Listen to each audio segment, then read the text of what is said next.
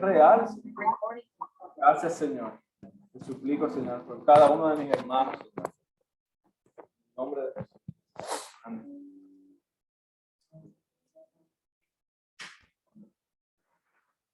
Un joven rey de Israel estaba sentado en su trono un día.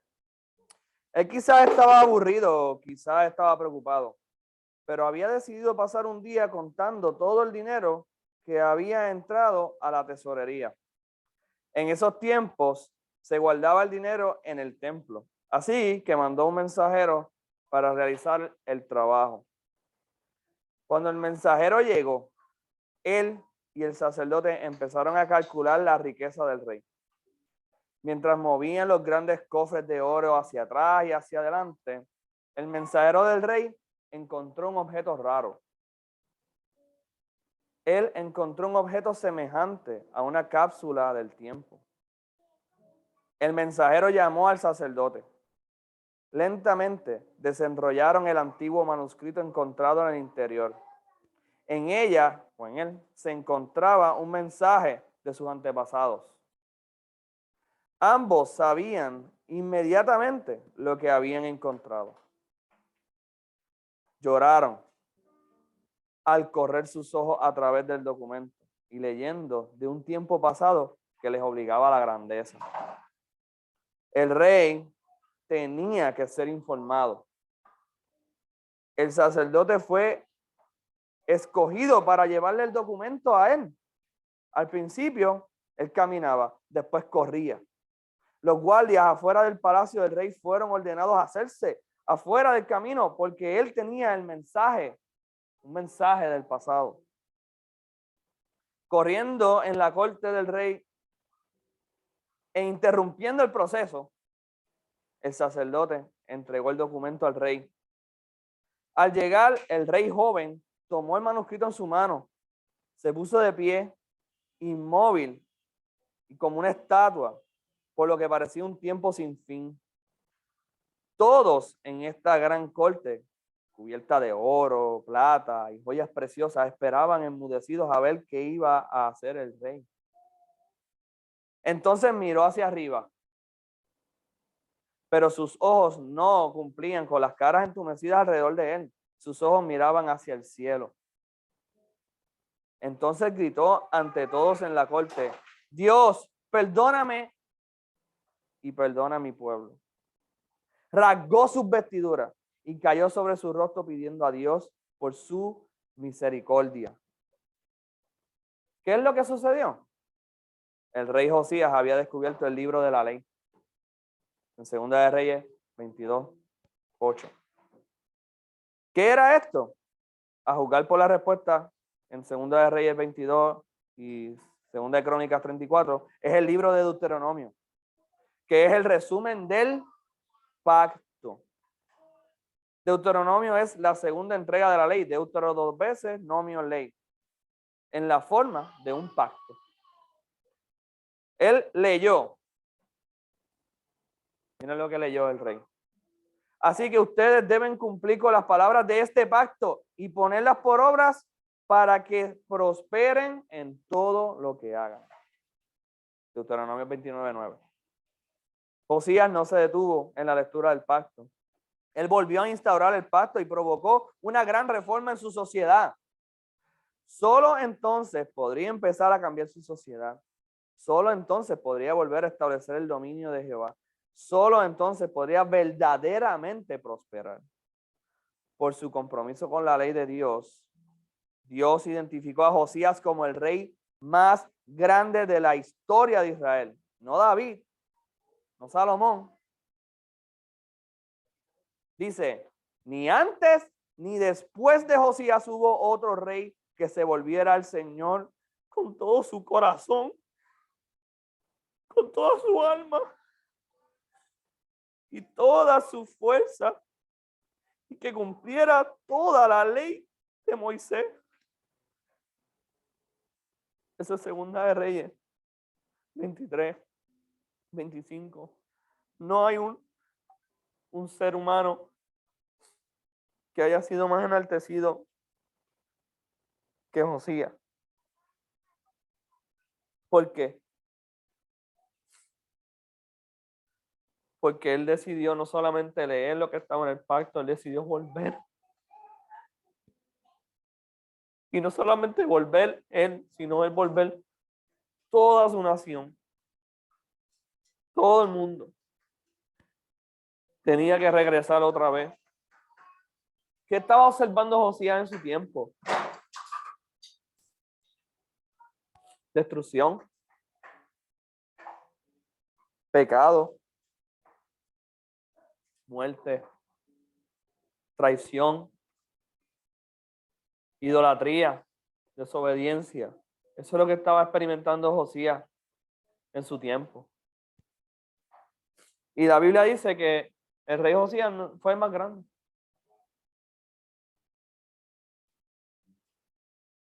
Hermano, esto me preocupa grandemente, grandemente. Y yo quiero que mi esposa lea 2 pasajes que van a introducir el tema de hoy.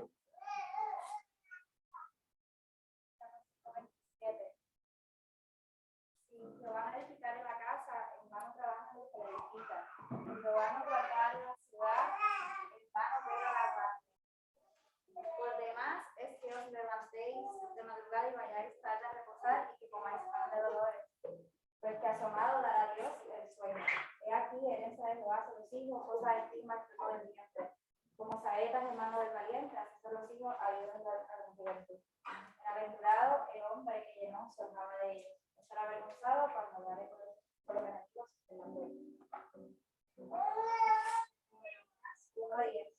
Mira, hoy te he dado autoridad sobre las naciones y sobre los reinos, para atacar y para derribar, para destruir y para derrocar, para edificar y para plantar. Gracias. Ese pasaje que acabamos de leer, esos 2 pasajes, nos dan las instrucciones de lo que vamos a estar haciendo. ¿Ok? ¿Qué nosotros vamos a estar haciendo? Nosotros vamos a estar haciendo 2 cosas. Vamos a estar destruyendo. Estamos destruyendo. Y tenemos que empezar por nosotros. Dios le dio a Jeremías en ese pasaje una instrucción de que él tenía que derribar. Tenemos que romper. Montones de cosas tenemos que romper. Pero Dios no nos dice rompe con tus manos, Él nos da herramientas para romper. Y número 2, después de romper, hay que construir. Y el pasaje del Salmo que leía, tan importante que casi siempre lo citamos para hablar de los hijos. Quiero que se quede claro que los hijos son parte de la herramienta de reconstrucción. Pero él empieza el pasaje diciendo, si Dios no es el que edifica, tú estás trabajando en vano. Tú puedes hacer un montón de cosas brutales. Tú puedes usar un montón de herramientas por ahí, pero si no son las de Dios, pues dura 50 años, 20 años, 3 segundos, pero no va a ser parte del reino, que es para siempre. ¿Okay? Y nosotros vivimos en un tiempo igual que el de Josías. El tiempo de Josías era un tiempo próspero. Era un tiempo bueno. Pero era un tiempo de pecado. Era un tiempo de mucha idolatría. Era un tiempo de malas noticias para aquellos que pertenecen al reino. Para los demás estaban bien, estaban felices. Bueno. ¿Qué hacía el rey cuando empezó la historia? ¿Qué hacía el rey cuando empezó la historia? Estaba contando riqueza. El rey no estaba mendigando en la calle. Estaba contando riqueza. Eso es como decir que tenía el banco virado. La riqueza venía incluso del mismo templo. Eso, muchas otras cosas podemos hablar de eso, pero esa arca donde Josías recogía el dinero, llévalo unos miles de años más al futuro y se van a dar cuenta que en el mismo escenario, en las mismas arcas, había una señora viuda depositando un dinero en esa arca. Estaba depositando, no sé, el equivalente a una peseta. Una blanca. ¿En dónde? En ese mismo templo, pero reconstruido. ¿Sabes cómo estaba ese templo? Más majestuoso que el que hizo Salomón. Más grande que el mismo palacio del rey Josías que estamos leyendo ahora. Era impresionante. Se dice que es una de las 7 maravillas de la antigüedad. En arquitectura es ridículo. No tiene casi comparación.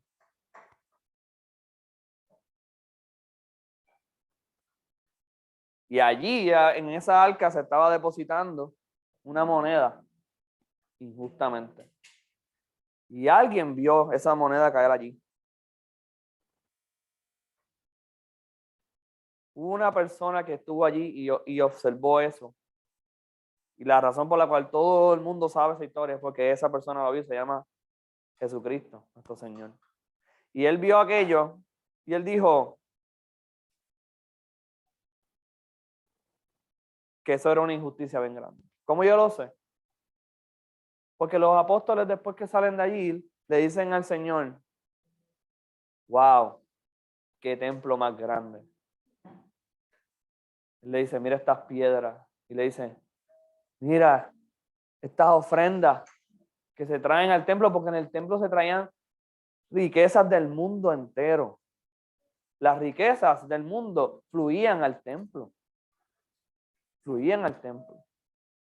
Eso hay testimonio no solamente bíblico, sino extrabíblico también. De las cosas hermosas que traían en oro. Las ofrendas de votos, ofrendas votativas, dice la Biblia. Cosas de plata.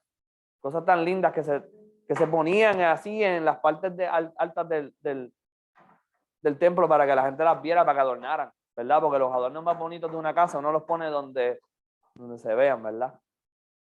Uno no los esconde. Y esas ofrendas estaban allí y los discípulos estaban maravillados, diciendo: wow, qué ofrendas más brutales. ¿Y cuál fue la respuesta del Señor? ¿Ustedes se acuerdan de la respuesta del Señor?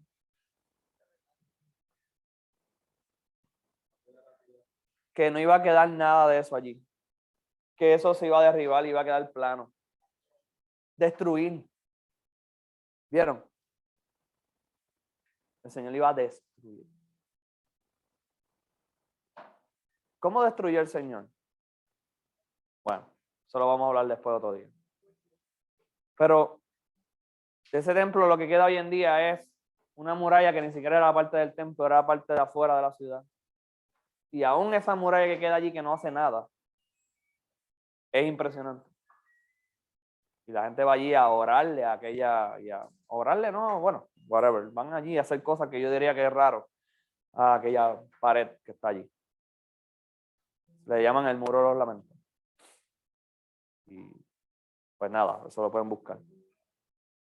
Y el Señor dijo, después de que vio aquella monedita caer en aquella arca, en el templo, es que el Señor pronuncia juicio sobre lo que los hombres habían construido con sus manos, pero no habían edificado con los instrumentos de Dios. Por eso el Señor constantemente está haciendo referencia a la destrucción, a la destrucción, a la destrucción. La destrucción es parte. La destrucción es parte de hacer la voluntad de Dios. Y la reconstrucción también es parte. Entonces nosotros tenemos que hacernos una pregunta. ¿Cómo y con qué nosotros destruimos y edificamos? ¿Cuáles son las herramientas, Señor? El rey Josías las entendió muy bien. El rey Josías vio aquel rollo perdido. Quiero que entiendan esto. Y la introducción de esto es una introducción. No vamos a poder hablar del tema hoy completo. Josías encontró un rollo que estaba perdido. ¿En dónde estaba el rollo perdido? en el mismo templo. ¿Y qué era ese rollo? Ese rollo era la ley. Era el pacto. Y estaba perdido en el mismo templo.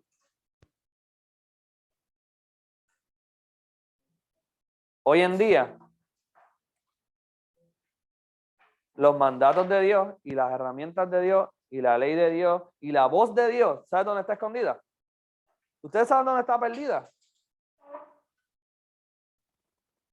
En los cultos,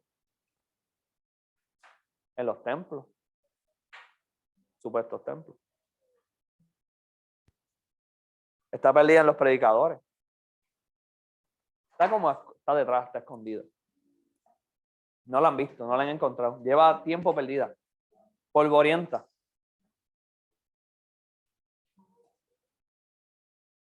¿De qué estoy hablando? Cuando Josías ve el libro, él no dice, wow, vamos a estudiarlo.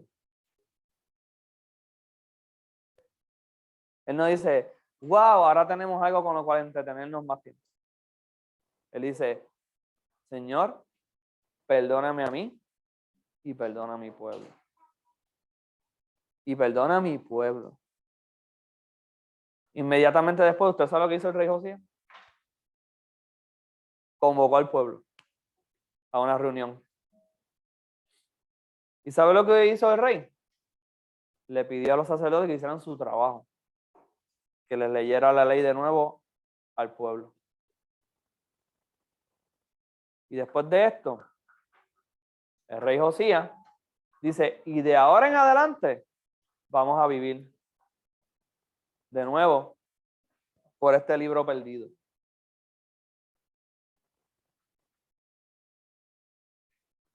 El rey Josías hizo una reforma, se le llama las reformas de Josías. Y él renovó todo, él quitó todos los lugares que no se habían quitado antes de adoración pagana, él los quitó todos. Había uno bien famoso, ustedes lo conocen ya, le hemos hablado, que era donde se hacía una adoración bien horrenda, que era en un valle. Se adoraba de una forma bien extraña a unos dioses, ¿verdad? Que no son el Señor. Ese es el valle de Gijón, de donde viene la palabra Gajena. Porque el rey Josías, sí, tiene que estar en el área entonces, sí. Ese llano, esa área allí había una adoración y el rey decidió salir de ello. ¿Cómo lo hizo? Tuvieron que pena de muerte a los que estaban haciendo la adoración. Y junto con eso quemar todo, destruir todo. Y más nunca, se lo dedicaron a Dios, se lo dedicaron al fuego. Más nunca se va a usar esto para nada, que no sea tirar la basura. Ese es el famoso infierno que nosotros conocemos, Gajena. Era aquel valle que nosotros diríamos hoy en día que es un vertedero, donde el fuego no se apaga porque es para botar la basura. Incluso si tú eras condenado a algo bien horrible, lo más probable es que era después que te apedraran, era que ibas para allá. Por eso es que esa imagen del infierno es ese. ¿Okay? Esa es parte de las reformas de Josías. ¿Okay? Josías trajo un montón de reformas y el pueblo tuvo que volver a mirar al Señor. ¿Y por qué yo traigo esa introducción? Porque nosotros vamos a hablar de la herramienta, la llave para nosotros actuar de ahora en adelante lo que tenemos que hacer. Les voy a traer la caja de herramientas, ¿verdad? Y es lo que hemos estado hablando, ¿verdad? Las diferentes herramientas para leer las escrituras, pero no nos vamos a quedar en leer las escrituras, vamos a ver cómo las escrituras aplican a todo en la vida, ¿ok? No solamente vamos a ver cómo leerlas, cómo sustraer todo de ahí, sino lo vamos a aplicar, pero no lo vamos a aplicar como estamos acostumbrados a hacerlo, para que la ley siga estando ahí debajo de los cofres. Lo vamos a aplicar para que la ley sea nuestra herramienta para romper idolatría, y reconstruir también sobre esa, ¿verdad? Esa basura que queda en el piso. Entonces, eso es muy importante para mis preocupaciones de hoy. Tengo varias preocupaciones. La primera preocupación que viene a mi mente es cuando nosotros vamos a acercarnos a las escrituras. ¿Qué, hermanos, qué estamos pensando? ¿Cómo estamos nosotros pensando sustraer lo que hay ahí? Es inevitable usar herramientas. Es inevitable usar herramientas. Siempre vamos a usar una herramienta para extraer algo de un pasaje, para extraer algo de la Biblia y para ver cómo nosotros vamos a hacer las cosas en la vida. Es inevitable usar herramientas que uno diga, ok, pues voy a, con esto es que yo analizo esto. Con esta estructura es que yo analizo esta cosa. ¿Qué es lo que yo quiero? Que seamos, que maduremos, que podamos madurar. ¿Qué es lo que estamos buscando? Que ustedes no dependan de nadie para ustedes escuchar la voz de Dios por ustedes mismos. ¿Qué es lo que yo estoy pensando? Yo estoy pensando en lo siguiente. Me preocupa que cuando nosotros tenemos una duda sobre qué dice la Biblia, lo que hacemos es, y aquí voy a empezar a derrumbar, así que perdónenme si les duele. Lo primero que hacemos es buscar en YouTube qué dice Jordan Peterson del tema. Lo primero que hacemos es buscar qué dice fulanito de tal, Jordan Peterson, por ejemplo, en el tema. ¿O qué dice John MacArthur sobre este pasaje? ¿O qué dice el pastor fulanito de tal? ¿O qué dice Millo? ¿Verdad? A lo mejor para los menos, para los gustos menos, más chavaditos. Pero esa no es la meta del cristiano. La meta del cristiano es que usted pueda, a través del Espíritu Santo que el Señor le dio, ir a las Escrituras y hacer lo que tiene que hacer. Entonces, me preocupa mucho que nosotros usemos herramientas mundanas para tratar de absorber lo que dice la Escritura. Me preocupa de una manera ridícula y ha sido mi preocupación por los últimos 10 años. Por lo cual he decidido estudiar más de la Biblia y por lo que el Señor nos ha traído aquí es eso mismo. Es que yo me he dado cuenta cómo hay muchas personas que después de un tiempo, cuando empiezan a escuchar ciertas voces, pues es más fácil para ellos seguir por un camino que de aquí a 10 años te vas a dar cuenta que ya no está en el Señor. Porque nunca estuvo en el Señor. Siempre estuvo fundamentando su enseñanza y su nutrición, la estuvo sacando de un lugar que no había nada, realmente. ¿Ok? Entonces, una cosa que me preocupa mucho es esa. Nosotros tenemos que acercarnos a, ¿verdad? Y a entender, Señor, ¿por qué está pasando esto hoy en día? Hay una frase bien famosa en teología, digo, famosa para mí, a lo mejor para ustedes no, pero... Y es que existe una actitud que se llama exégesis de periódico. Esa es otra herramienta no bíblica. Exégesis de periódico. ¿Qué es exégesis de periódico? Vamos a buscar lo que dice el newsfeed de nosotros de los news, ¿verdad? Y a través de lo que está pasando en el periódico, entonces es que nosotros decimos, pues espérate, esto más esto es igual a esto. Con las noticias es que nosotros hacemos nuestra exégesis. O sea, hacemos exégesis, lo hacemos al revés. Vemos qué está pasando hoy en día y decimos, vamos a ver qué hay de esto que estoy leyendo en la Biblia. Eso es lo que hacemos. Lee el periódico, está pasando aquí cosas, dice, wow, cuando voy a leer la Biblia estoy tratando de buscar ¿Dónde en la Biblia hay algo que se parece a esto? ¿Ok? Eso es lo que está pasando hoy en día mucho con la escatología, por ejemplo. Estamos en los tiempos finales. ¿Por qué? Pues porque pasó X cosa que a mí me suena que... ¿ves? Ese sí, de periódico. Entonces, es porque el ser humano sabe algo. Todo ser humano sabe algo. Y es que en las escrituras está la respuesta. Pero al usar el instrumento incorrecto, pues lo que hacemos en vez de absorber y saber lo que tenemos que hacer, lo hacemos al revés.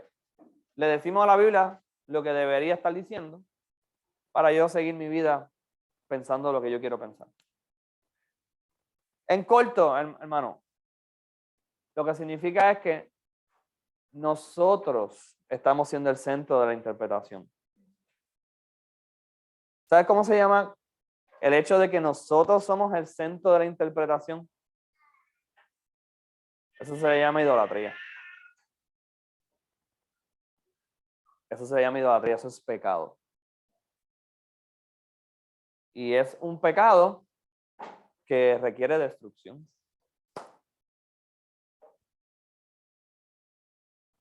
Como el rey José. Ya está. Ya está. Así que nosotros vamos a estar compartiendo una herramienta que no me va a dar tiempo a hacerla hoy para nada. Pero es una herramienta con la cual no solamente podemos interpretar la Biblia. Podemos interpretar todo en la vida. Absolutamente. Pero de que requete absolutamente todo. ¿Ok? Y esa herramienta se llama el pacto. Y eso fue lo que encontró el rey Josías, el pacto. ¿Okay? Esto no es algo sencillo, esto no es un tema simple. Y una de las cosas que teníamos la preocupación los muchachos esta semana era que esto es un tema que nunca se habla en Puerto Rico. Y las pocas personas que lo hablan están como el mismo pacto de Josías, escondidos. Detrás entre medio de los cofres y el altar. Están escondidos, no salen. No se atreven a salir. Por razones que no voy a tocar hoy. Ok. ¿Por qué vamos a hablar del pacto? ¿Qué es el pacto? Es la primera pregunta. No te preocupes. No te preocupes. Bueno. Y hoy voy a terminar nada más con la introducción, hermano. No voy a entrar de lleno qué es el pacto hoy. Quiero dejarles con esto. El pacto, esto es una palabra que todo cristiano debe haber escuchado muchas veces. ¿Ustedes han escuchado alguna vez la palabra pacto? Sí. Pero, ¿qué es? ¿Qué significa eso? ¿Verdad? Hoy en día nosotros tenemos muchos amigos que están en iglesias que se menciona mucho esta palabra, pero cuando nos tiran ese concepto decimos, sí, amén, pero acá atrás decimos, ¿qué significa? No entiendo por qué me trae, para mí pacto es una cosa y para él es otra y para él es otra y para todo el mundo pacto es una cosa. Antes de comenzar con esto, es tan importante que quisiera exponer nuestras intenciones de traer este importantísimo tema. Como bien sabemos, hemos estado tratando el tema de las escrituras y de cómo estudiarlas. Para esto hemos provisto algunas herramientas que les pueden servir. Todo esto es sin perder de vista algo que aprendimos en la introducción y que es, siempre tienes que tenerlo, que cuando lees la Biblia, siempre, siempre, siempre tienes que tenerlo en tu corazón, siempre. ¿Qué nosotros aprendimos en esa introducción? Que la Biblia tiene un patrón. El patrón es creación. Dios creó todo. Dios nos creó. Nosotros somos criaturas. Después hay una caída. El ser humano desobedece al Señor. Pero después de esa caída, el Señor mismo se dispone a redimir, volver a su creación como estaba en el principio. Así que nosotros siempre en nuestro corazón tenemos que tener ese patrón de creación, caída y redención. Este es el mensaje con lo cual miramos toda la Biblia y todo en la vida. Esa es nuestra cosmovisión. Los cristianos tienen una cosmovisión de que somos criaturas Caímos, pero todo apunta a una restauración. Todo apunta a una redención. ¿Ok? Ahora, hay otro aspecto importante de nuestra cosmovisión y es cómo Dios hace esto. ¿Ok? Cómo Dios crea, cómo Él ordena las cosas, cómo Él restaura las cosas, ¿verdad? ¿Con qué medio Él hace eso? ¿O de qué forma el Señor obra todo esto? O dicho de otra forma, ¿en qué forma Dios se relaciona con su creación? ¿En qué forma nosotros nos relacionamos con nuestro Creador? De eso trata esto. Entonces, si yo te digo esto, a lo mejor tú puedes pensar, bueno, pensarías que esto es algo que no tiene, no sé, forma o estructura. Que Dios haga las cosas no tendrá estructura. A lo mejor uno nunca ha pensado en eso, a lo mejor, ¿verdad? Hay estructura en la forma en que Dios hace las cosas o con lo que Dios hace las cosas, hay estructura. Hay algo ahí. O es, porque nosotros decimos que Dios hace las cosas de la nada.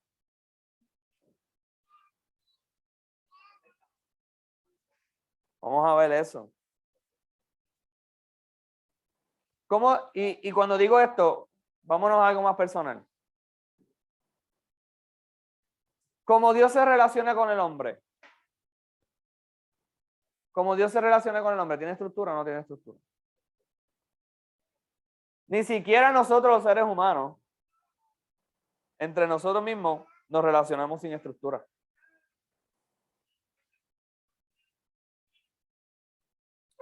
Hay formas de hacer las cosas. Siempre existen condiciones. Y hay otras cosas que le dan forma o a cómo nosotros nos relacionamos entre los seres humanos. A veces son cosas tan, cuidado ahí. A veces son cosas tan comunes, tan comunes, que pensamos que no existen. Las estructuras entre las relaciones a veces son tan obvias para nosotros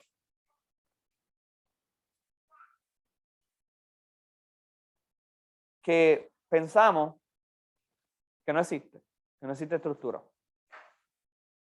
Pero sí la hay.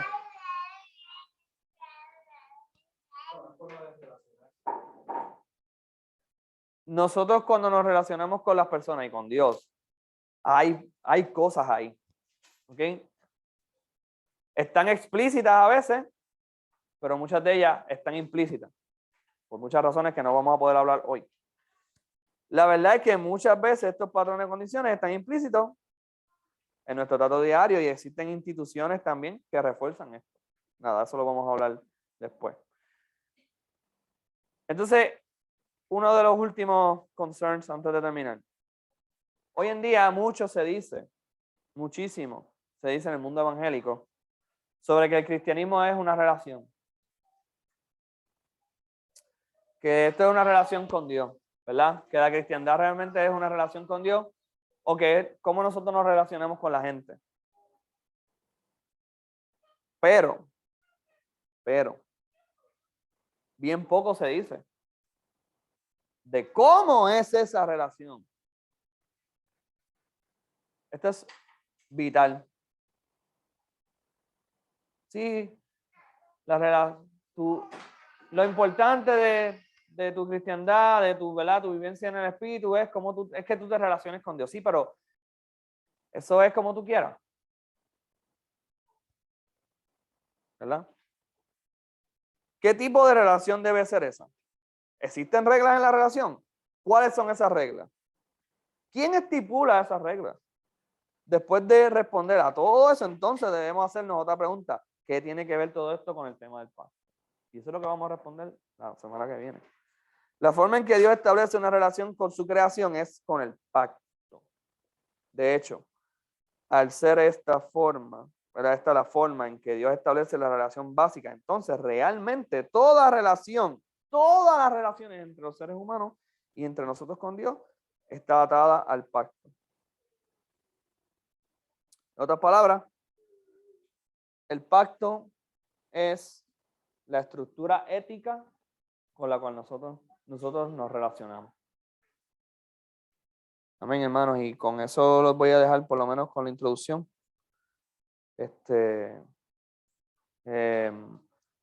Vamos a estudiar esto a un nivel que vamos a poder nosotros depender de eso.